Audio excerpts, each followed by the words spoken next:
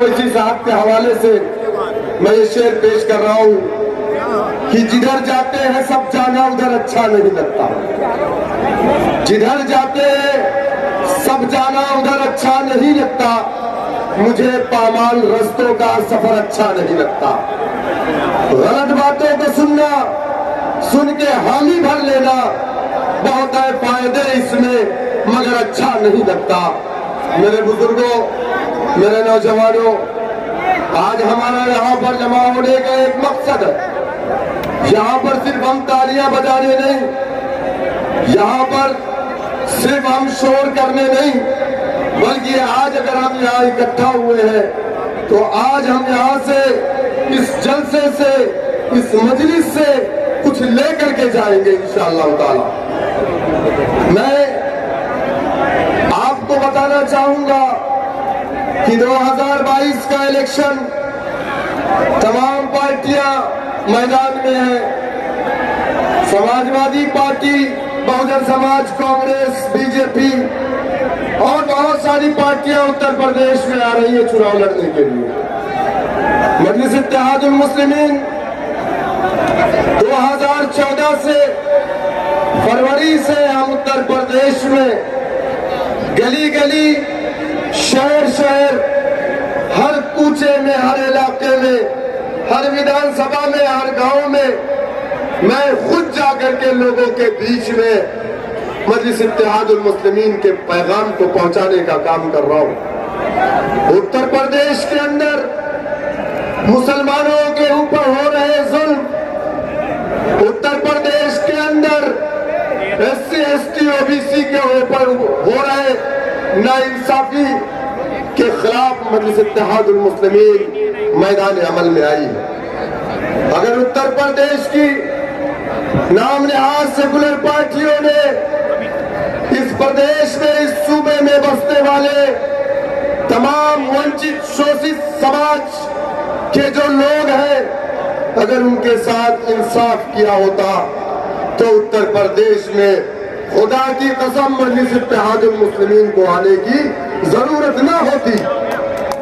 आज अगर लोग ये हमसे सवाल करते हैं कि आखिर उत्तर प्रदेश में MIM पार्टी क्यों आई, तो आए लोगों, मैं आपको जवाब देना चाह रहा हूं मेरे उन भाइयों को जिनका ताल्लुक मुख्तलिफ दीगर पार्टियों से है कि उत्तर प्रदेश में अगर आपने मुसलमानों के साथ आजादी के बाद से नाइंसाफी ना की होती, हमने 1947 में दिसंबर के महीने में लखनऊ के रिफाए आम क्लब में अपने बड़ों की बातों पर यकीन किया, उनकी बातों पर हमने लब्बैक कहा। हिंदुस्तान के तमाम दानिश्वर मुसलमान इकट्ठा थे। हमारे बड़ों ने कहा, ऐ मुसलमानों, तुम अपना कोई सियासी प्लेटफॉर्म न बनाना, सियासी प्लेटफॉर्म बनाना तुम्हारे लिए शजर ममनुआ है। हमने अपने बड़ों की बातों पर लब्बैक कहा। हमारे बड़ों ने कहा, कांग्रेस पार्टी तुम्हारी पार्टी है, हमने लब्बैक कहा। हमने कांग्रेस को अपनी पार्टी माना, कांग्रेस के डंडे, कांग्रेस के झंडों को अपने कंधों पर रखा, जिंदाबाद के नारे लगाए।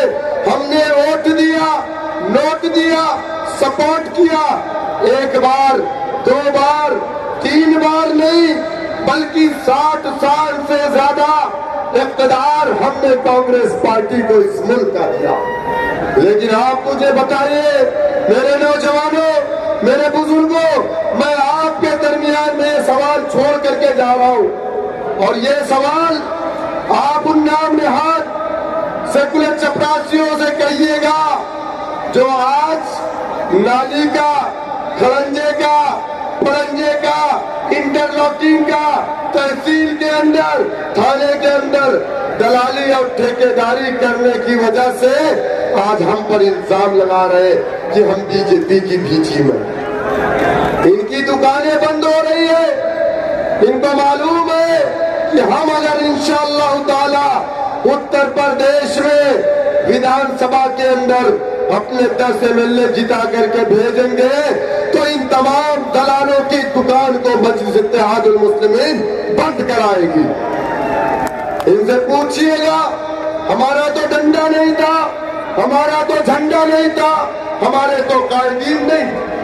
हमने नेहरू को अपना लीडर माना, इंदिरा को अपना कायद माना, सोनिया को अपना लीडर माना, लेकिन अब हम पप्पू को अपना लीडर तस्लीम करने को तैयार नहीं है। तुम मानो, हम नहीं मानेंगे। आजादी के बाद सरकारी नौकरियों में हमारी तादाद कितनी थी?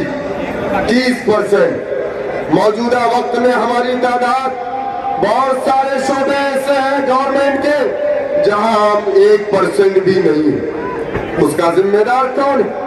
हिंदुस्तान के अंदर एक मंसूबा मुनज़्ज़म बंद तरीके से एक साजिश के तहत दंगे करवाए गए। 1, 2, 3 नहीं, 30,000 से ज्यादा दंगे हिंदुस्तान की सरजमीन पर हुए, मुस्लिम इलाकों में हुए। मुसलमानों की मईशत को तबाह किया गया, मुसलमान तबाह बर्बाद हो गया। सच्चर कमेटी रंगराज मिश्रा कमीशन की रिपोर्ट है, महमूदुर रहमान कुंडू कमीशन की रिपोर्ट है कि हिंदुस्तान का मुसलमान दलित से बढ़कर अपनी जिंदगी को गुजार रहा है। सवाल यह है कि उसका जिम्मेदार कौन? हमें बीजेपी की बी टीम कहने वाले नाम नहाद चपरासियों मजलिस इत्तेहादुल मुस्लिमीन तो नहीं थी, तो फिर क्या उसके जिम्मेदार वो पार्टियां नहीं है जिन पार्टियों को हमने अपनी पार्टी माना, जिसके पार्टियों के कायदीन को अपना कायद माना। मेरे दोस्तों, इसी देश के अंदर और इस प्रदेश के अंदर यही आपका पश्चिमी यूपी का इलाका है। मुरादाबाद के अंदर ईद के रोज ईदगाह के अंदर मुसलमानों का कत्लेआम हुआ, पुलिस फायरिंग में 500 मुसलमान मारे गए। आज तक इंसाफ नहीं मिला। हाशिमपुरा में जब बाबरी मस्जिद का ताला खुलवाया, कांग्रेस पार्टी के प्राइम मिनिस्टर उस वक्त के राजीव गांधी ने हाशिमपुरा के अंदर छुटपुट फसादात हुए मुल्क के अंदर। हाशिमपुरा में मुसलमानों को 47 मुसलमानों को रात को 12 बजे पीएससी वैन में डाल करके ले जाकर के गंग नहर पर गोली मारा गया। 45 मर गए, 2 बच गए। आज तक इंसाफ नहीं मिला। किसी ने आवाज उठाई, कांग्रेस पार्टी की हुकूमत थी। 1992 में बाबरी मस्जिद को शहीद कर दिया गया। मुसलमानों ने कांग्रेस से मुंह मोड़ लिया।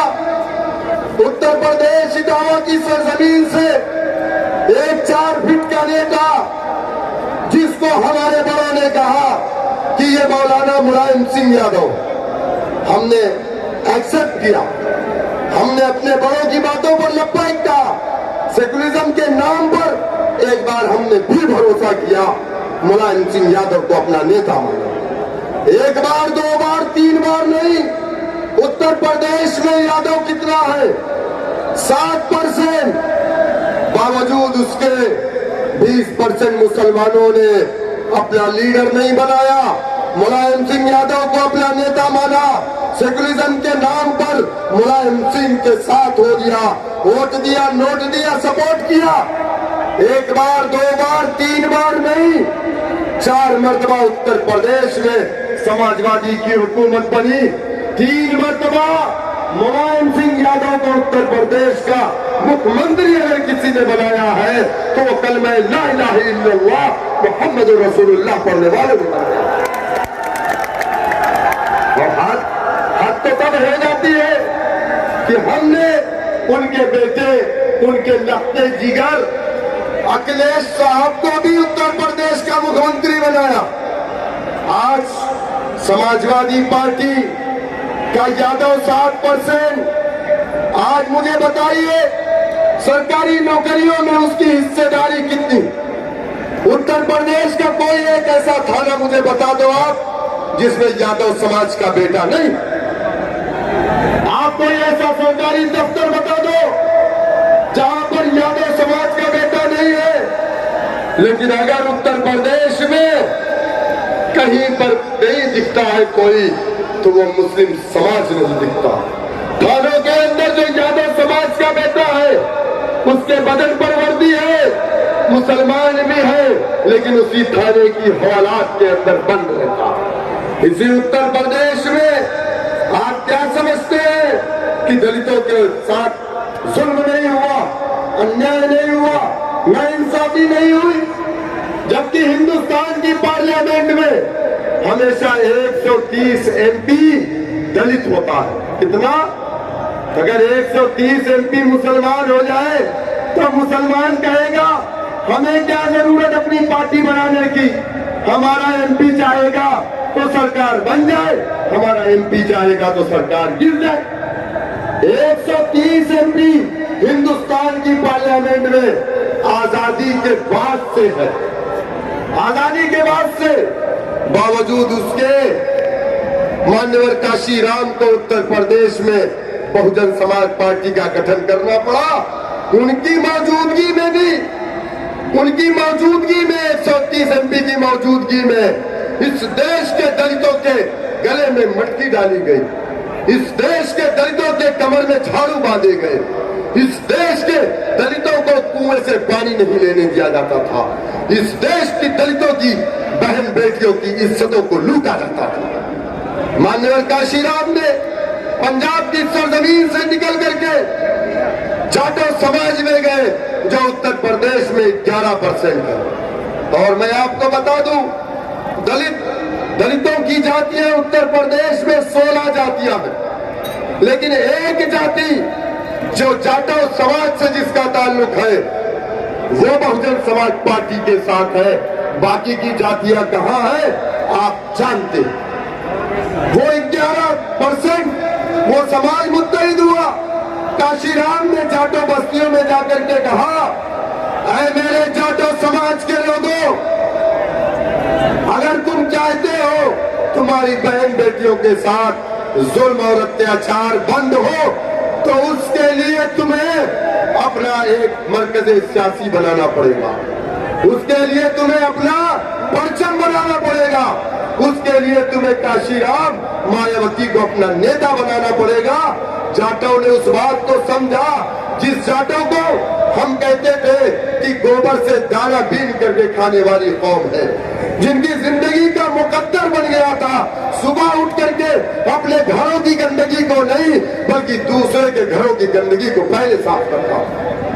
वो 11% जाटो मुत्तहिद हुआ।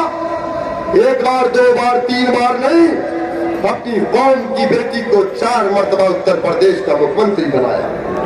आज बताइए मुझे, उत्तर प्रदेश का कौन सा ऐसा थाना, कौन सा ऐसा सरकारी दफ्तर नहीं है जहां पर जाटो समाज का बेटा नहीं, जहां पर दलित नहीं है? अगर कहीं कोई नहीं है तो वो आप नहीं है। 27% जेल की सलाखों में मुसलमान क्यों? ये सवाल है। अच्छा, एक नया ट्रेंड अभी आया, एक नया ट्रेंड अभी आया। अभी तक हमको कहते थे ओवैसी साहब बीजेपी की बी टीम है, अब समाजवादी पार्टी के चपरासी एक नई चीज मार्केट में लाए। मुजफ्फरनगर के प्रोग्राम से पश्चिम में लगातार जो प्रोग्राम हो रहे हैं, ये समाजवादी के चपरासी घबरा गए, कांग्रेस के लोग परेशान, कह रहे कि ओवैसी के ऊपर मुकदमा क्यों नहीं हो रहा? अरे हमारे लीडर के ऊपर क्यों मुकदमा होगा? अरे तुमने अपने लीडरों की तरह मेरे लीडर को जाहिल समझा है क्या? हिंदुस्तान में 543 के बीच में अगर कोई सबसे काबिल लीडर है तो वो नरेंद्र मोदी नहीं है, वो अमित शाह नहीं है, वो जेपी नड्डा नहीं है, वो रविशंकर प्रसाद नहीं है, वो मेरा लीडर है जिसका नाम बैरिस्टर असदुद्दीन ओवैसी साहब। अच्छा, ये लोग खामोश रहते। CAA पे कौन बोला? हिंदुस्तान की पार्लियामेंट में बिल किसने पाड़ा? किसने? इमरान मसूद साहब से पूछिएगा कि राहुल गांधी क्यों नहीं फाड़े, पूछिएगा। जाकर के बीएसपी के नेताओं से पूछिएगा कि तुम्हारे लोगों ने क्यों नहीं पढ़ा, पूछिएगा। शरीयत में मुदाखलत हो रही थी, कौन खड़ा था हिंदुस्तान की पार्लियामेंट में अपोजिशन के सामने? रूलिंग पार्टी के सामने अपोजिशन बनकर के कौन खड़ा था? मेरे कायल नकीब मिल्लत और इम्तियाज जलील साहब खड़े थे, बाकी कोई तीसरा इनके साथ खड़ा भी नहीं हुआ। मेरे दोस्तों समझो, अगर आप ये समझते हो कि जमहूरियत की सबसे बड़ी ताकत तुम्हारे जमीन है, तुम्हारा खेत है, तुम्हारे मकान है, नहीं मेरे दोस्तों, जमहूरियत की सबसे बड़ी ताकत सियासत है। सियासत ही ये तय करती है कि राशन की दुकान पे आपको मिट्टी का तेल या शक्कर या चावल या गेहूं कितना मिलेगा। सियासत ही ये तय करती है कि 1000 और 500 का नोट कब चलेगा कब नहीं चलेगा। सियासत ही ये तय करती है कि मस्जिदों पर लाउडर उतारेंगे कि नहीं उतारेंगे, परमिशन लेनी पड़ी कि नहीं लेनी पड़ी, तुम्हारी शरीयत में मुदाखलत हुई कि नहीं हुई।